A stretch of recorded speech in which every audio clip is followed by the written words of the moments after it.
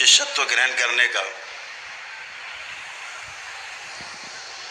और शिष्यत्व ग्रहण करते ही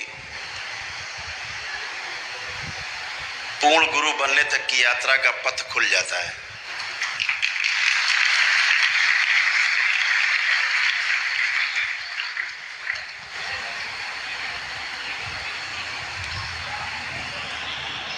पूर्ण होने का मतलब है समाप्त हो जाना, पूरा हो जाना।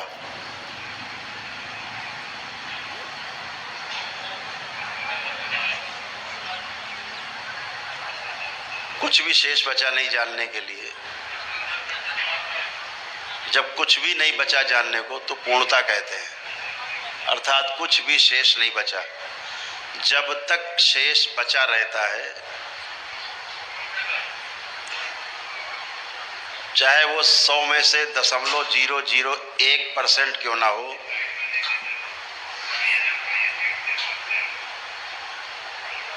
तब तक बार बार इस पृथ्वी पर जन्म लेना पड़ता है। यहाँ ऐसा कोई भी मानक नहीं है कि आप 60% ले आए तो आप फर्स्ट डिवीजन पास हो गए।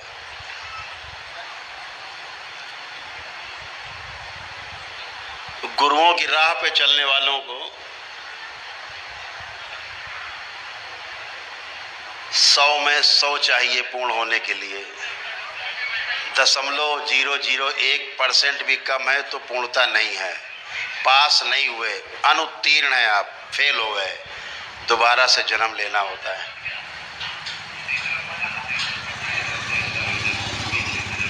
यहाँ कोई कि 60% पा गए तो फर्स्ट डिवीजन हो गए, कोई डिवीजन नहीं है यहाँ, पूर्ण है। डिवीजन वाला काम अपूर्णता तक रहता है। तो आप और हम सब बहुत परम सौभाग्यशाली हैं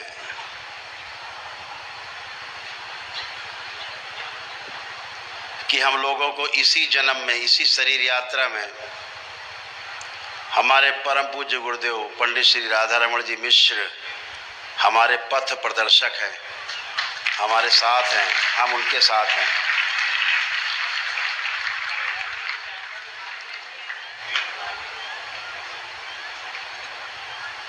आगे पता नहीं कौन सा जन्म हो, कहाँ हो, फिर पंडित श्री राधा रमण जी मिश्र मिलेंगे कि नहीं मिलेंगे पता नहीं, लाखों वर्षों तक कौन न मिले। तो एक मौका है, एक अवसर है पूरा होने के लिए, और पूरे होने में कोई बहुत बड़े श्रम की आवश्यकता नहीं है।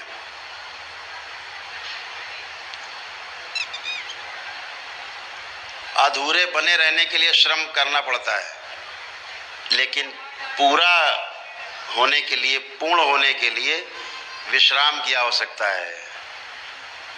तो अपने में विश्राम कैसे घटित होगा, ये समझने वाली बात है। अभी तो सारे श्रम में डूबे हुए हैं।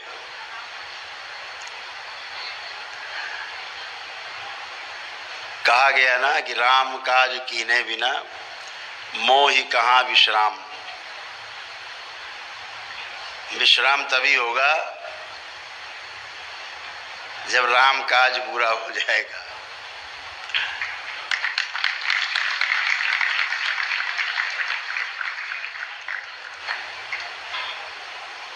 तो बाबा से जुड़ करके, माँ से जुड़ करके आप बहुत परम सौभाग्यशाली हैं। सभी लोग, आपके लोग, आपका कुल, जो निश्चित रूप से इस जन्म में तर जाएगा पूरा कुल, अगर आप प्रयास करेंगे।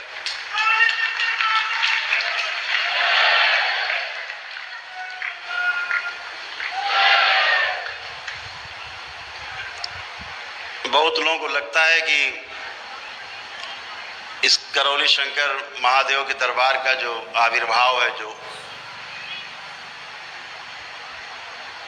जो दरबार बना तो शायद इसीलिए है कि लोगों के रोग कष्ट हटाने के लिए है। बिल्कुल ऐसा नहीं है। ये दरबार इसलिए बना कि ताकि आप जैसे लोग यहाँ पैदा हो सकें और लोगों के कष्ट और दुख हटाएं, इसीलिए पैदा हो।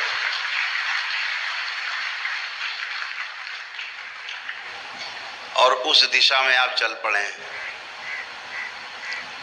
बहुत लोग तंत्र की दीक्षा ले रहे हैं, हजारों की संख्या में लोग ले चुके हैं तंत्र की दीक्षा, मंत्र की दीक्षा लेवल 2 तक हो चुका है। लेवल 3 की तंत्र की दीक्षा का आज निर्णय होना है रात्रि।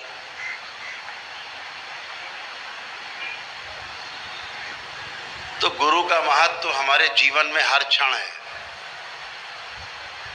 हर क्षण जो हमने सीखा है वो अपने से कुछ ऊपर वाले से सीखा है,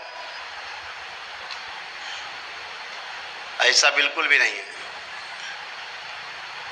अपने से छोटों से भी सीखने का मौका मिलता है। लेवल 3 की तंत्र की दीक्षा का आज निर्णय होना है रात्रि।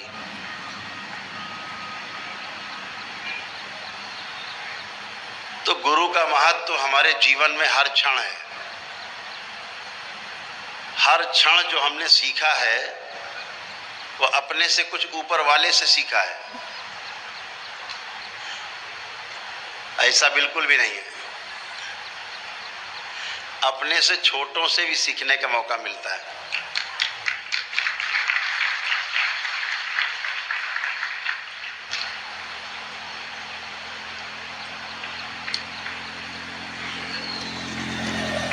और छोटे हमें जो सिखा जाते हैं ना, वो हमेशा याद रहता है। जो बड़ों से सीखने को मिलता है वो तो स्वाभाविक है, लेकिन जब छोटे से हम सीखते हैं किसी से, अपने से छोटे से, अंदर तक कुरेदता रहता है कि यार इस बच्चे ने ऐसी कैसी बात कर दी, अद्भुत बात की। वो हमेशा कोसता रहता है। हम अपने से छोटों से भी सीखते हैं। इससे ये प्रमाणित होता है कि सीखने सिखाने के लिए, समझने समझाने के लिए छोटे और बड़े की आवश्यकता बिल्कुल नहीं है। ऐसा कोई मापदंड नहीं है कि समझाने वाला बड़ा हो कि छोटा हो, अमीर हो कि गरीब हो, पैसे वाला हो कि गरीब आदमी हो, कमजोर हो कि ताकतवर हो, ऐसा कुछ भी नहीं है। क्योंकि जीवन को समझना है और समझाने वाला जीवन ही है दूसरा, जो ज़्यादा समझ के बैठा है और आपको समझा जाता है, समझने के लिए प्रेरित करता है आपको। समझने के लिए जो प्रेरणा है वो हमारी जन्मों जन्मों की है। कोई नई प्रेरणा अंदर नहीं है कि हमें कोई समझाए, हम समझना चाहते हैं।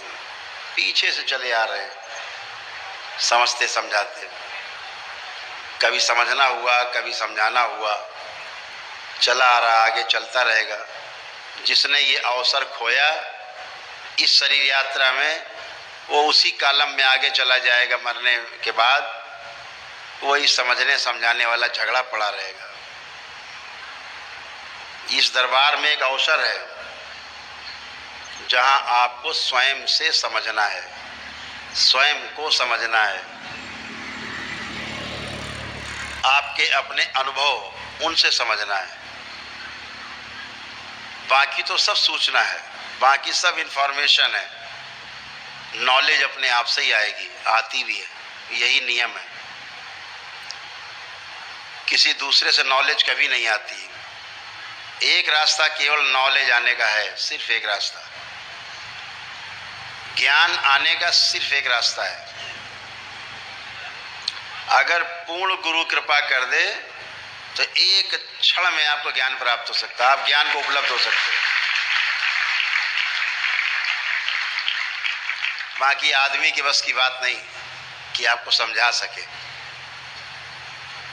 यह शक्ति पूर्ण गुरु के पास है, भगवान के पास भी नहीं है।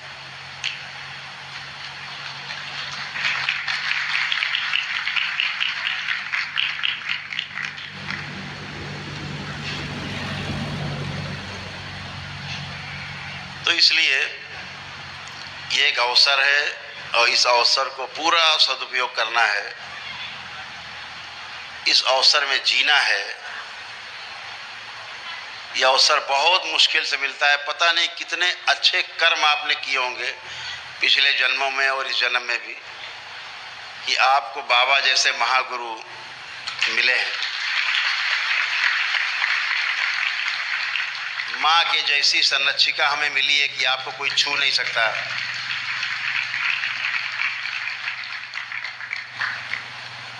इस ब्रह्मांड में किसी की हैसियत नहीं जो आपको छू के निकल जाए।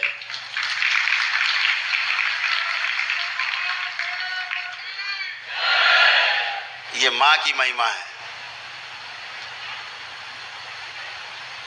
तो हम सबको इस अवसर का सदुपयोग करना है। भविष्य में भी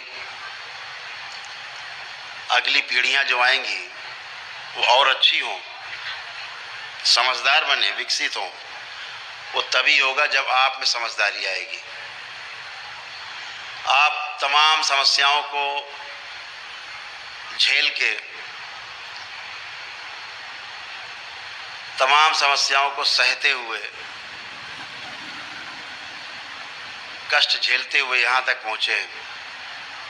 तमाम समस्याओं से मुक्ति के लिए दरबार ने आपका सहयोग किया। आपने दरबार पे आस्था, विश्वास और श्रद्धा रखी, जिससे आपको तमाम संकटों को पार करके और 84 लाख योनियों से मुक्ति के द्वार का रास्ता मिला आपको। ये आपके ही श्रम जो आपने किया, आपने जो अच्छे कर्म किए, उसका ही परिणाम है।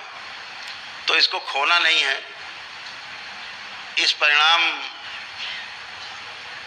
को देखना भी नहीं है। जब भी आप परिणाम देखते हो तो कम ज़्यादा दिखता है। दूसरे से तुलना करते हो आप। जब भी आप दूसरे से तुलना करने जाओगे अपनी, तब अपने लिए संकट खड़े करेंगे आप।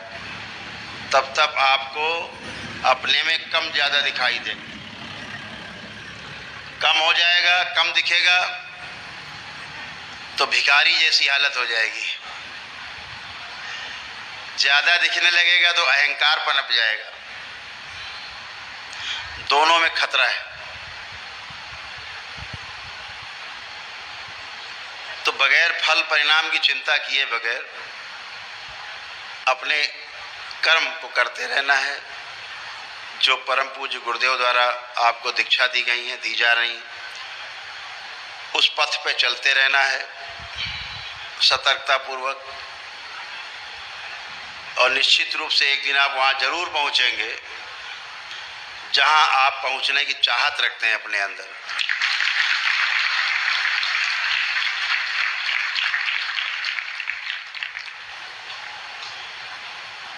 साक्षात जगदम्बा ये दरबार केवल आपका यहाँ स्थूल जगत में ही नहीं है, आपका ये पूरा का पूरा दरबार सूक्ष्म जगत में भी है, कारण जगत में भी है और महाकारण जगत में भी है। ये आपका दरबार अलग अलग स्तर के जीवन, अलग अलग आयाम में अपने अपने लक्ष्य को भेद रहे हैं। अपने लक्ष्य को पाने के लिए सतत प्रयत्नशील है।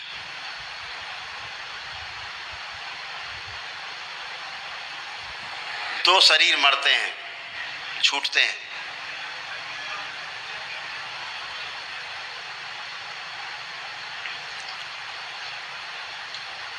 तीसरा भी छूट जाए तो इस मर्त लोक से बार बार जन्म मरण के बंधन से मुक्ति मिलती है। जब तीनों शरीर गायब हो जाएं, गोल हो जाएं।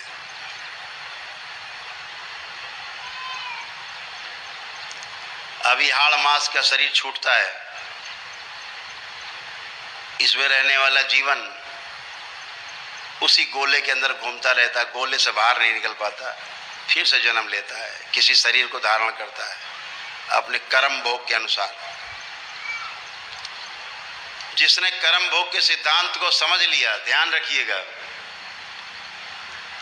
जिसने ठीक से कर्म भोग के सिद्धांत को समझ लिया, वो ध्यान रखे वो समझो सतर्क हो जाएगा, एकदम सतर्क रहेगा। और जिसने कर्म भोग के सिद्धांत को नहीं समझा वो अपने आप को वीर बहादुर बना रहेगा, उल्टा सीधा काम करता रहेगा। उसको कभी लगेगा कुछ होता है भगवान जैसा, फिर कभी लगेगा नहीं होता है, ऐसे भ्रम में जीता रहेगा। तो ध्यान रखें, कर्म भोग जैसे दरबार ने अपनी परम पूजनीय माँ जो शक्ति स्वरूपा माता माँ कामाख्या है,